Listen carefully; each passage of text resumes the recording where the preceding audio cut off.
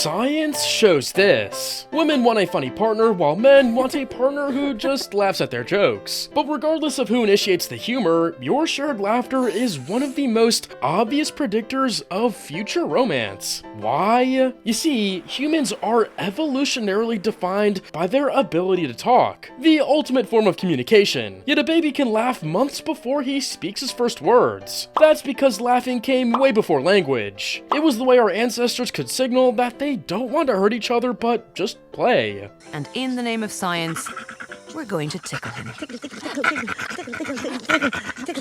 So, evolutionarily speaking, laughing is a sign of pro-social behavior. But when it comes to male-female interaction, laughter and humor tend to adopt a second purpose. Every dummy can fool around and be funny. People will laugh at him, but making people laugh with you requires some quick thinking, which implies that you are smart. And as we know, humans are attracted to intelligence. That's why in some cases, cheesy yet original pickup lines can actually still work. But now comes the question, how do you actually make a woman laugh? Well, the co-founder of Onion, Scott Dickers, aka one of the most respected comedic minds out there, discovered that every joke falls in one of 11 categories. Now, debunking each one of these categories would have made this video an hour long, and I was prepared to do it until I found this discovery made by Dr. Jennifer Acker and Naomi Bagdonis, which says that there are 4 types of humor that can integrate the 11 categories from earlier. Number 1. Magnet. You make people laugh in a very expressive and energetic way, without making anyone feel bad or touching any controversial topics. Here are the 3 types of magnet jokes from The Onion: references, wacky madcap, and meta humor. Now, magnet humor is best used in the first moments of the interaction, but these moments are usually filled with anxiety, and it might be hard for you to come up with something funny right away. So here's a method I do from time to time. Prepare, ask, answer. Usually there are a handful of questions that you'll usually ask each other during the interaction. Pick some and create funny lines that you can tell after you're asked these questions. For example, if she asks, "How are you?" "I'm suspiciously good, to be honest." It feels like the silence before the storm. But don't robotically force these lines up. More important than the joke itself is the timing and the way you deliver it. Take a look at how Kevin Hart does it here. Taking a kid's phone is detrimental to a child's lifestyle.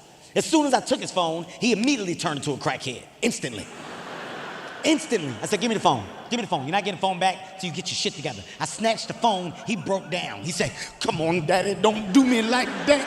Number 2. Stand up. You make people laugh in a very energetic way, this time by touching controversial topics. Here are a few examples: character, parody, and hyperbole. Usually stand-up humor will get you more laughs than magnet, but it's also more risky. As proven in 1998, the funniness of jokes is linked to the power dynamic between the person telling it and the person it targets. For example, if Jimmy Kimmel makes a joke about Donald Trump talking weird, very, very weird, the joke is funny because Trump has a way bigger status than Jimmy. It doesn't seem like one is bullying the other. But if Jimmy Kimmel would have made fun of a homeless kid, well, he's not having a second night show to apologize. And it's the same with women. If you're the one starting the conversation, she has more perceived value, so it's okay to tease her. But in a case where she's shy and really likes you, aka you have more perceived value, teasing her too much might make you look like a jerk. Number 3. Sniper. These are edgy and sarcastic jokes that cross the line in a subtle way. Here are the Onion jokes: irony,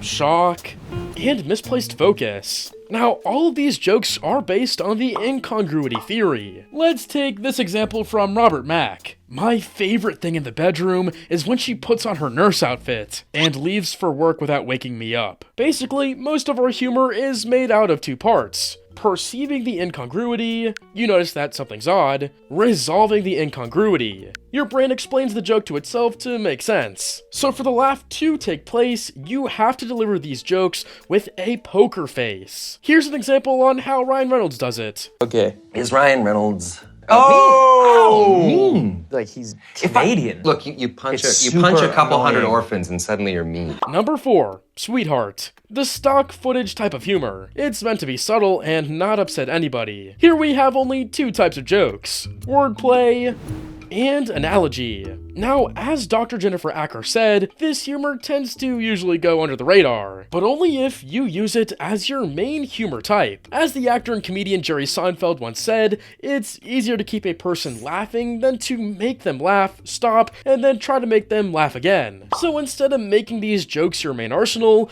use them to keep the other person laughing. Now, between us two, this video is meant to upgrade your sense of humor, but it won't turn you into the next Kevin Hart. If she laughs at your jokes way more than you expected, it might be because she already likes you, and her laugh is just a subtle flirting sign.